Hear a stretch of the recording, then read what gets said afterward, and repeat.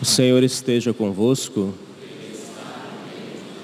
Proclamação do Evangelho de Jesus Cristo segundo Marcos. Naquele dia, ao cair da tarde, Jesus disse a seus discípulos: Vamos para a outra margem. Eles despediram a multidão e levaram Jesus consigo, assim como estava na barca. Havia ainda outras barcas com ele. Começou a soprar uma ventania muito forte e as ondas se lançavam dentro da barca, de modo que a barca já começava a se encher. Jesus estava na parte de trás, dormindo sobre um travesseiro. Os discípulos o acordaram e disseram: Mestre, estamos perecendo e tu não te importas? Ele se levantou e ordenou ao vento e ao mar: Silêncio, cala-te. O vento cessou e houve uma grande calmaria.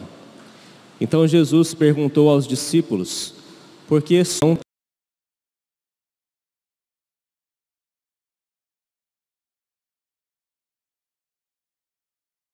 vento e o mar obedecem? Palavra da salvação. Glória a vós, Senhor.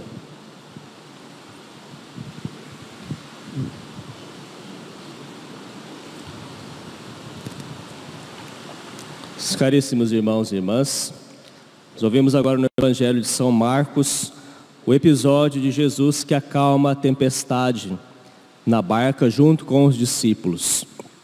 É uma cena já bastante conhecida, mas que traz para nós ensinamentos muito importantes. Nós sabemos que a barca nos Evangelhos sempre foi o símbolo da igreja.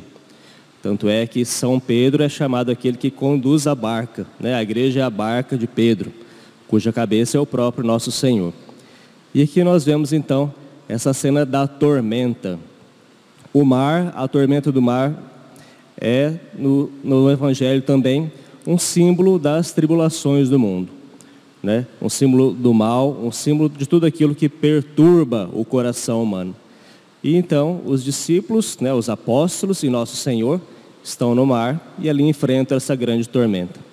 Isso aqui é um símbolo de tudo aquilo que a igreja viveria e vive até hoje, né? Nós, como igreja, estamos em alto mar. A barca da igreja está em alto mar, enfrentando as tormentas do mundo.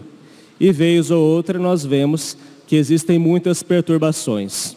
Ora, se nós formos, né, analisar toda a história da igreja, nós vamos perceber que houve, né, muitas tribulações. Já no início, a igreja padeceu a perseguição do Império Romano, uma infinidade de mártires. Depois a igreja enfrentou as heresias. Depois, mais tarde, a igreja enfrentou, né, o cisma do Oriente. Depois, mais tarde ainda, a Revolução Protestante e por aí vai.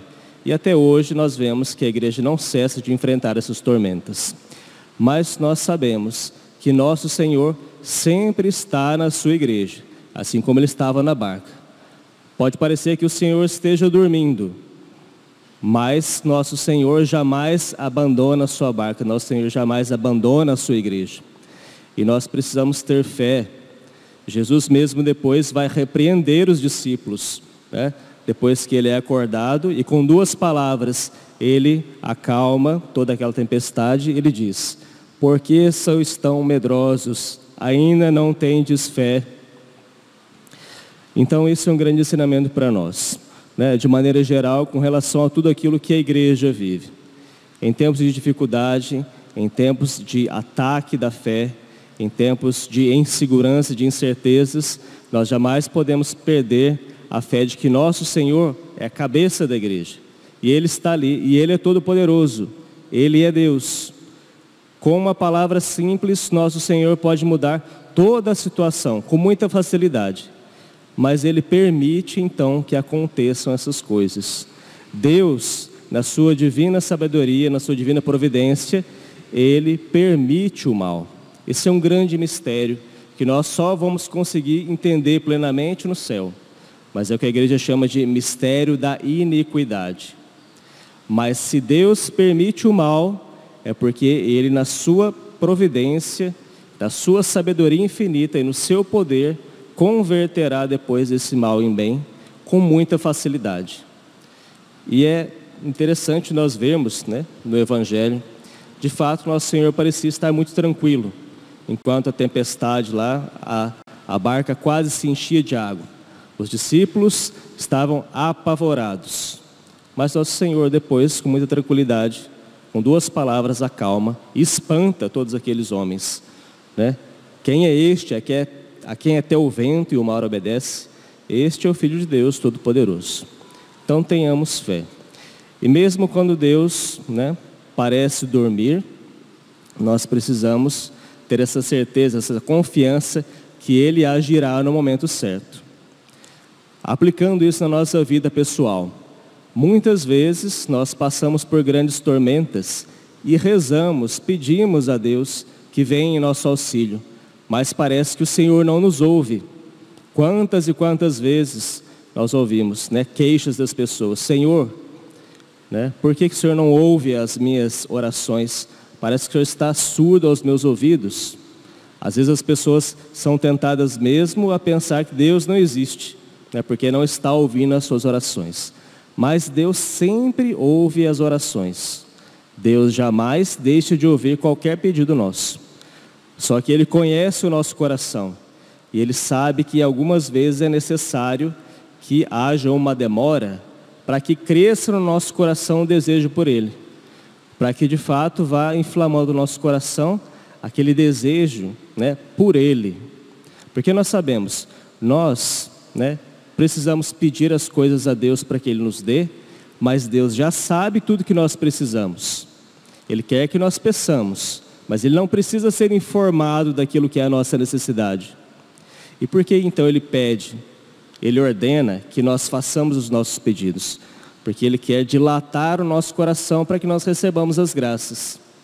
Então, a oração incessante, a oração, sobretudo de súplica, a oração humilde e perseverante, vai alargando o nosso coração, para que aí Deus, então, de fato, possa dar as graças, né? Aqui nesse episódio da barca, Jesus esperou um tempo, né? O coração dos discípulos começou a clamar, até que por fim eles chegaram e disseram: Mestre, estamos perecendo e tu não te importas?